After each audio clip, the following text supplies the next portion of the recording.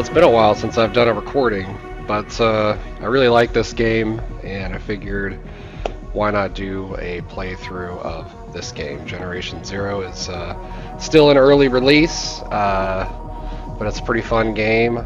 Played it a little bit with a buddy of mine, and really enjoyed it. It's a little bit buggy. My buddy stopped playing it because the sound stopped working for him. Wasn't able to hear walking, reloading, shooting his guns, and that sort of thing. It's a little bit frustrating, but it's still a fun game. They're still working on trying to patch it up and get some of the bugs worked out. I will say we started playing this because we got the Xbox Pass, the PC one, and that allows you to play some of the games that they've developed for Xbox. You can now cross-play over on the PC. And I think that some of the issues with this Generation Zero is that it was the one that was made for that cross-play feature on PC. I think had it been bought on like Steam, then it probably wouldn't have had this issue. So if you're interested in playing this game on PC, I would recommend probably buying it on Steam in lieu of going through the Xbox Pass, just because I think it would be a little bit less buggy that way. And if you're playing it on Xbox, probably won't have any issues, at least not the ones that we're experiencing on PC. But still a fun game, and I would recommend it. So we're going to go ahead and create a new character here. I will say one of the interesting things, and you'll see this later on as I go through the game, but it's a little bit hard to do a complete reset of the game where you start completely fresh. Interestingly enough, you can create 4 characters, but they all exist in the same world that you create, so you get to share the inventories of all your characters, which is kind of interesting. So even though I've deleted all my characters, everything that's in my storage box will still be there. So I'm probably going to start out with some higher level weapons that I should technically have at the beginning of the game, but the only way of getting rid of that stuff is if you were to literally go through and just delete them all yourself, which is kind of a waste because I did put some time into this, and maybe it'll make things a little bit easier through the playthrough. But we're going to go ahead and create a character here. So you pick your gender, you pick what you want him to look like. We're gonna pick this guy. Skin tone. What kind of outfit do we want him to have? We want to be a nerd, metalhead, military, rebel, punk, hip hopper, greaser, popular. We're gonna have him be a nerd. Yeah, I think nerd. Leave it on skirmish because I don't want it to necessarily be super difficult, but not super easy either. That's kind of middle of the road. It's just a balanced way of playing. Plus the difficulty scales. I'm not sure if that's multiplayer scaling, like the more people that join, the harder it gets, or if it's on single player as well. Like if you're doing really well, maybe it will scale up the difficulty. I'm not actually sure what that does, but we're going to go ahead and leave that on, and we'll hit start game. That just tells you about the multiplayer settings, so we're just going to do the single player, so it doesn't matter. They're going to give you a little bit of an intro here, so I will go ahead and read it for y'all. It says, after World War II, Sweden enjoyed an economic boom from having come unscathed out of the war, but neutrality had come at the cost of integrity, as the poor readiness had forced the country to make deals with Hitler. Intent on not ending up in the same situation again, Sweden's newfound riches were invested in the so-called total defense, the ability to protect the border while also shielding and maintaining civilian life. Over the coming years, Sweden massively increased military spending, whilst organizing the civilian preparedness for what increasingly seemed like an inevitable invasion from the east. Every man, woman, and child was drilled to be ready for the war, knowing exactly what to do and where to go when the siren sounded, and most importantly, to offer resistance at all times and all situations. So we're in Sweden in November of 1989. You and some classmates have spent a few days out in the archipelago, cut off from the world. As you return, your boat is suddenly hit by explosive projectiles fired from shore. You don't know what fired at you or why, but you manage to make it to the shore, uninjured, or I should say injured. You actually aren't injured, but you are alive. Because you'll see, like, right as I pop up here on the shore, I have 100 health. So I'm actually not injured. I don't know why it says injured, because you're actually not injured. Yeah, and that's the other thing too, is there will be, I don't know if you saw it flash up there on the screen briefly, but it said here in this area that there's weapons. It'll tell you if there's collectibles, if there's missions. So every little tiny area will have kind of its own things to watch and look for. And since I've already been playing this game, it says that I've already found the weapon. So it already shows it as being completed. But I actually technically haven't, since this is a new game. So there you go. Yetchervik, weapons, collectibles. So if I come back here, did it say there was a weapon back here? I thought it said there was a weapon back here. Alright, so we're going to go into this house, and we're going to take a look around. So there's one weapon, and there's 3 collectibles. Alright. Doors bashed in, we got some blood stains. Alright, we got to pick up this flashlight. So we see the first remnants of what's going on. There's a dead robot on the ground. I'm going to pick up the gun. We don't have any ammo for the gun, but we got a gun nonetheless. Going to continue to look around the house. We see this note on the counter. Tried to call you home, but you were probably rushed to the station as soon as you heard the readiness alarm. You'll have enough on your plate as it is, but in case you find this, just know that your mom and I are doing fine. We'll just drive over to the village and wait it out there. Got this dead guy here on the ground. We can search his body and take whatever he has. Yeah, so you can actually customize your character as you go through the game. You can go to your profile and you can change, you know, this is all DLC stuff that got downloaded. All the little ones with the arrow pointing down. But the stuff that doesn't have the arrow, that's just stuff that you've found. So, let's see here. Got lots of options here. These are all the DLC things. And then you got your inventory.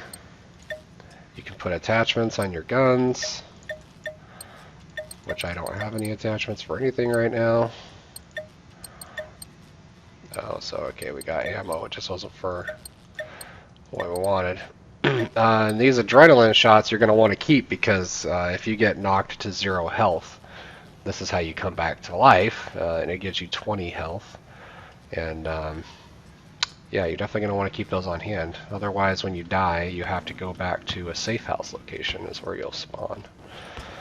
Okay, so it's saying I need to pick up these first aid kits. There's another adrenaline shot. There's a map and some binoculars. Oh, there's another adrenaline shot. So it's giving us a few adrenaline shots here to start out with, because, you know, probably thinks that we're going to die, which is probably not wrong. There's a pamphlet. I'm not going to bother reading it, though, since it's not really part of the storyline. Alright, so I'm not sure if we collected everything or not, but we're going to keep going. I do know there's a collectible out here in the grass. Yeah, this little... And when they highlight pink, that tells you it's a collectible, so go ahead. Unpainted garden gnome. Alright, yeah, we got all the weapons, we got all the collectibles. 100% complete. Very nice. Alright, so if we go to our inventory here, now that we have first aid kits and binoculars, we're going to want to equip those to a slot. So we can assign them to a slot. So we're going to assign first aid kits to, I guess, that one. And we'll assign binoculars to that one. You don't need to worry about the adrenaline shots, because when you get taken out, it'll come up on your screen to use those. So you don't need those in a slot. You just have to have them on your person. Alright, so we're just going to look around and open all these boxes and backpacks and look inside cars, and basically we're just going to scavenge as much as possible, because you know, this game's all about scavenging, just looking for stuff, anything that can help you. I will say at nighttime, probably during the daytime too, honestly, but if you have your flashlight on, you're more likely to be seen by the enemy, so if you don't need to have it on, you probably should just leave it off. There is a base building element to this game too. I have never done anything with it before, but a lot of these crafting resources is used for creating. You can create clothing. So you can find schematics for like jackets and pants that will have like bullet resistance or blast resistance or whatever. So that would help. But you can also craft bullets, which really becomes helpful later in the game because, you know, you're going to go through a lot of ammunition in this game, so being able to make your own ammunition helps versus just being reliant on what you can find. So we're just going to search everything. And when you play this game in multiplayer, it's kind of interesting because, you know, if you and your friend are together and you both say search this engine, you're going to find one item, and he's not going to find the same item. He or she, I should say. You're not going to find the same item. It's kind of randomized per person. So that's kind of cool.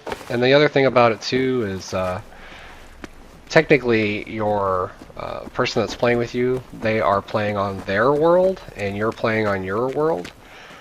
Meaning that if he or she you know, decides to go single player with their character, it will just continue their storyline, and they get to keep all the loot that they gathered while they were playing with you, which is really cool. So you don't lose anything.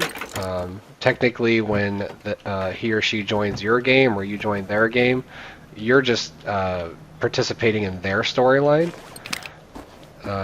Or if they join your, if you join their game, you're participating in theirs, and if they join yours, they're participating in your storyline. But you get to keep everything that you loot per character, which is really cool.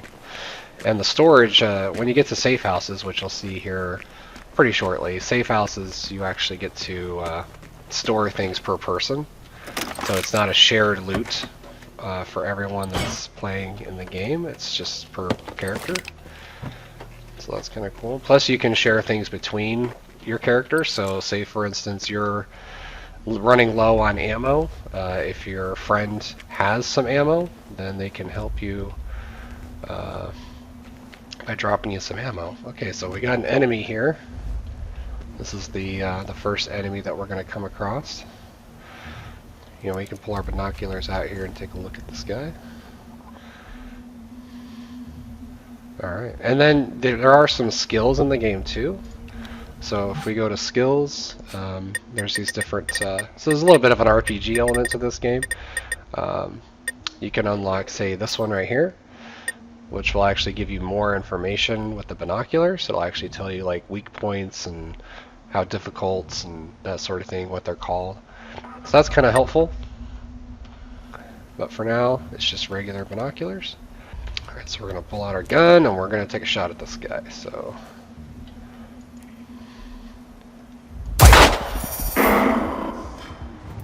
alright, got his attention. And I actually know that the tank on top of him is a weak point. Yeah, there we go.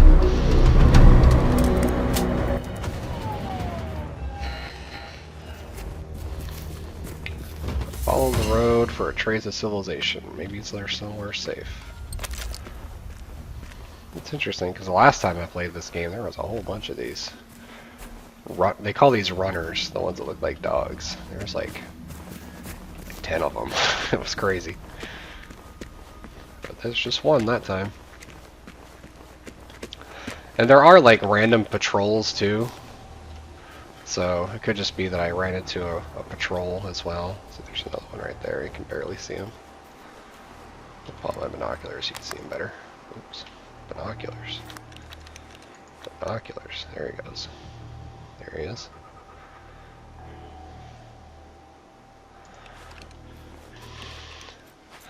Alright, we're gonna see. So this game has a crouching feature, so you can crouch up and down. You can see over in the bottom left there of the screen.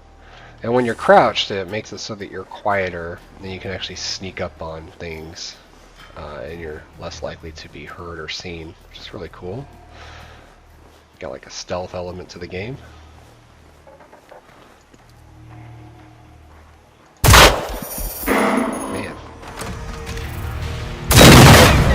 was gonna say, it really sucks when you don't have like a red dot or any kind of sight, because you're just trying to aim down the natural sight of the weapon.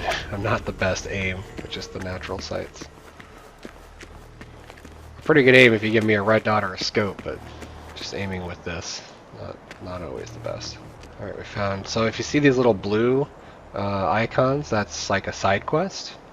And the red icon, which I don't know where the red icon went, but okay, so now you can see the red icon up there. So there's like a red diamond, that's the main quest. And you can run in this game too. Just running makes you more loud, obviously. Things are more likely to spot you and detect you if you're running. And there is like a stamina bar you can see down the bottom left as well. So when you run out of stamina, you can't run as fast. I mean, you'll still be kind of like jogging, but you're not going to be running. Alright, so we got a few of these runners over here. I think there's 3, if I remember correctly. So the little white is like meaning that something could possibly see you. It doesn't mean they see you, it just means that they could see you.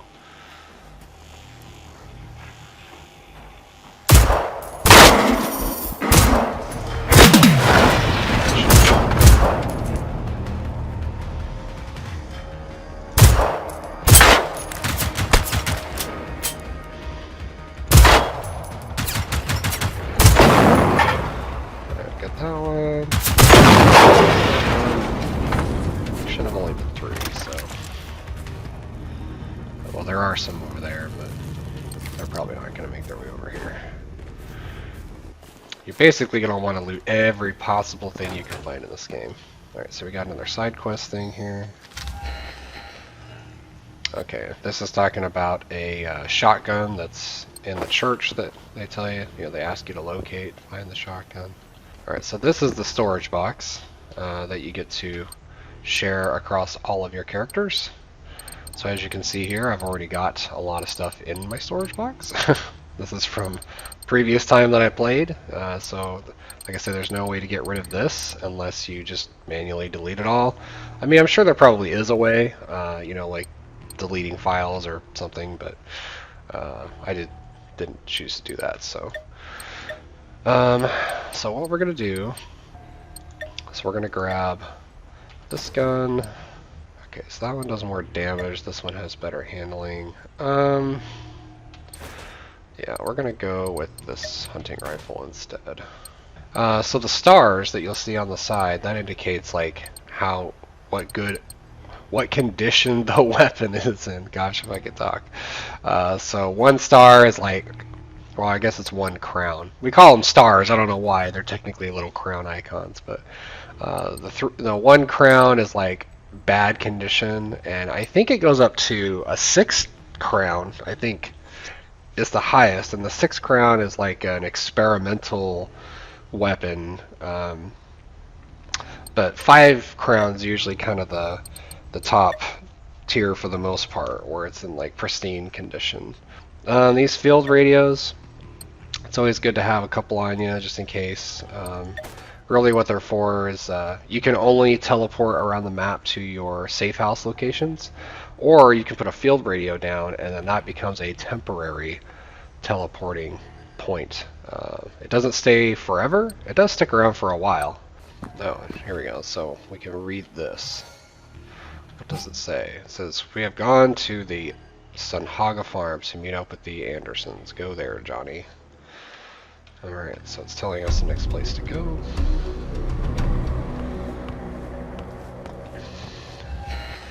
Pick up another radio. Alright, so this is where you create apparel, so clothing obviously.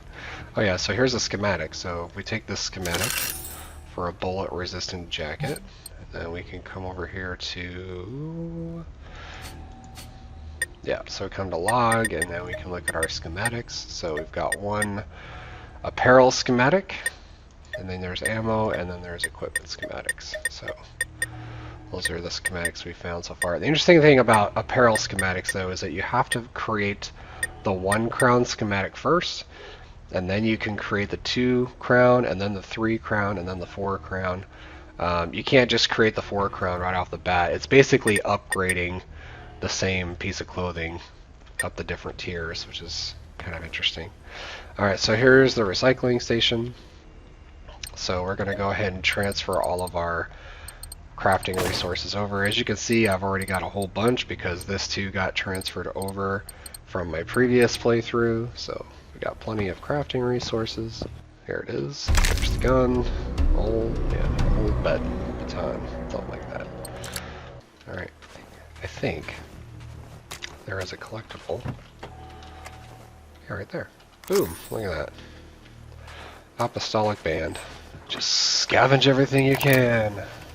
Alright, so we got some more runners over here. They've already spotted me, so that's fun. They're gonna get a taste of this gun though.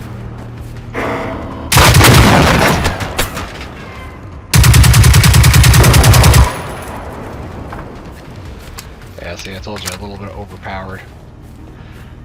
It's too bad this thing doesn't have a red dot on it though, that would make it even better. Hey, look, we're almost level 2. Alright, so one thing that my buddy and I made fun of when we played this game is they have these bicycle stations or vehicle stations, and yeah, you can ride bikes in this game. And the going joke with me and my buddy is that this is the best biking simulator ever made. Probably because it's the only one I know of besides Paperboy. Get to ride bicycles.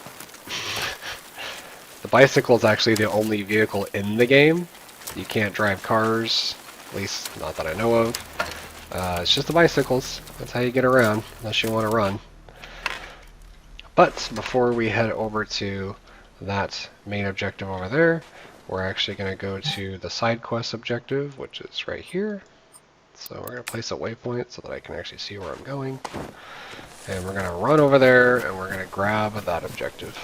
Alright, so now we've made it over here to our waypoint.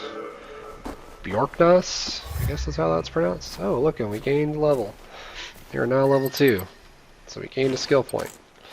So let's go ahead and spend our skill point. We're going to put it in Chemist because I really want to get lockpicking because there's a lot of things that you can lockpick in this game and areas that you can't gain access to unless you have it. So we're going to go ahead and do this one so that then I can do that one when I get to level 2 or level 3. Level 2? Level 3. Level 3. You start out at level 1. Okay. So go ahead and buy that. And then we're going to look inside this house for our objective, which looks like it's right here. Some kind of shotgun, the Mauser hunting rifle.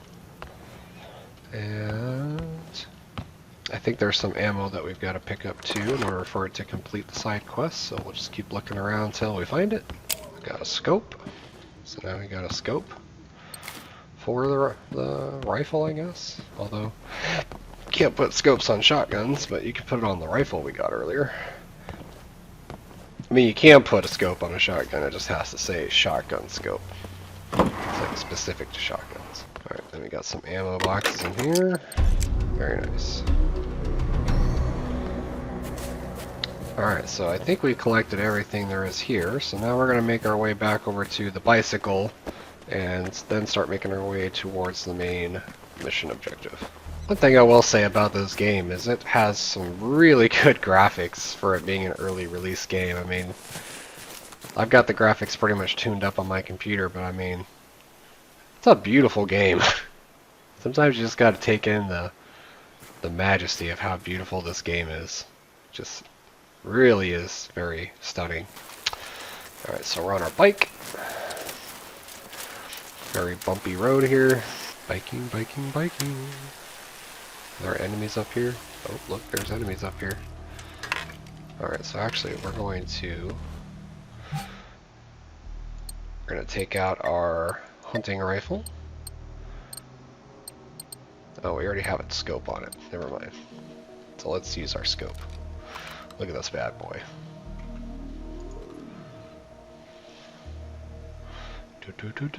Shoot the tank. Bam! One shot. Done.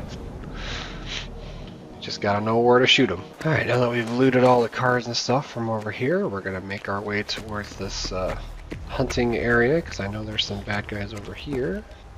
Oh, there's one.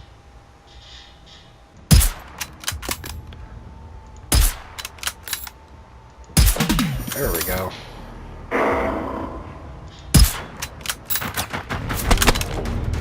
One of them spotted us.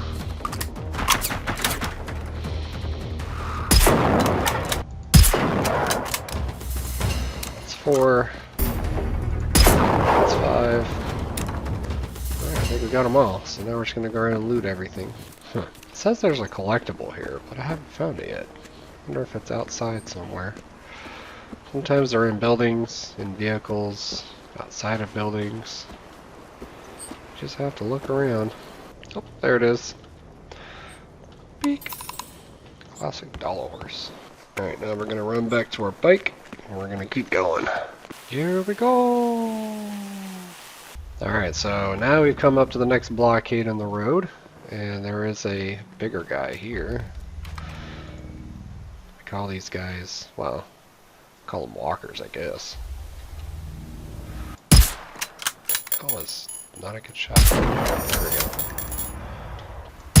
I found that shooting at these guys with this tiny little hunting rifle is kind of pointless.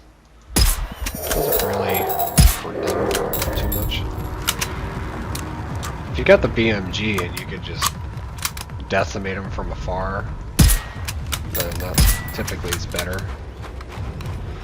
But using these type of guns is better.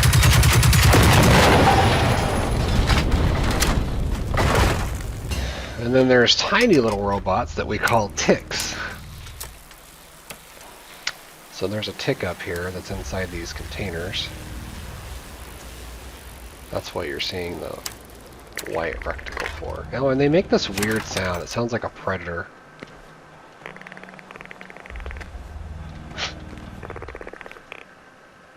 They're very noisy. Like, is there a predator in this container? Kind of. Come and get me. Yeah, see, they jump at you. And they scratch you to death, I guess. Because they're not very lethal. Alright, well, here's a little encampment up there. We're going to go up there and check that out.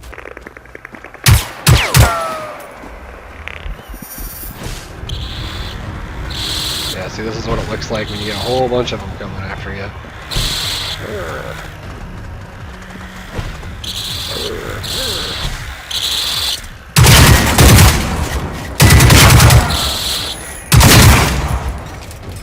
But they're pretty easy to kill, so they're not that much of a threat. I think there's a caged one.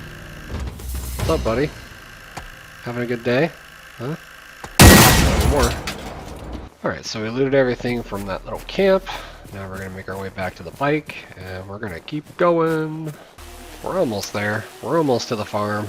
Alright, so there's a bunch of robots here that we have to kill in order to progress further. So we're going to use our hunting rifle. That's 1. That's 2.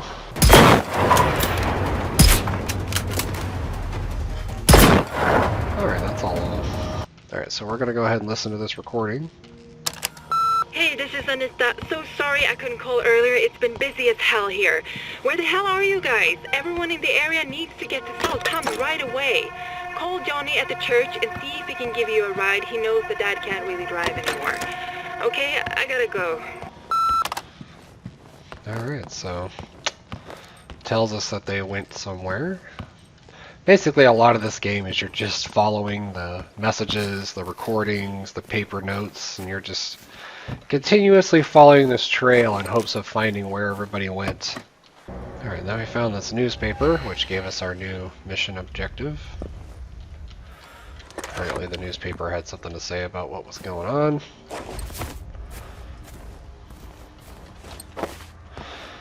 Alright, so this is how you'll know it's a safe house, is they'll always have this storage station at the safe house. They might not always have the recycling stations. Oh look, here's a blueprint for the 32 hollow point ammo. Yeah, they might not always have the consumables, the recycling, the clothing station. They might not always have that stuff, but it will always have a storage station. That's how you know it's a safe house. Plus, when you go to the map, it will have this little house-looking icon, and you can quickly teleport between your different safe house locations. But I think I'm going to leave that here for now. I don't want to make these videos too incredibly long. I wanted them to be a little bit shorter snippets of the game. If you enjoyed this video, if you think this is a cool game and you'd like to see me continue to make videos for this game, just put a comment in the video below. If you really enjoyed this video, you can always subscribe to my channel, because I'm going to try to make more videos, maybe of different games, not necessarily this one. If there's a game that you would like to see me play and do a walkthrough of, you can comment that as well, and I'll take a look at it and see if that's one that I think would be a good one. But yeah, thank you for tuning in, thank you for watching, and we'll catch you in the next video.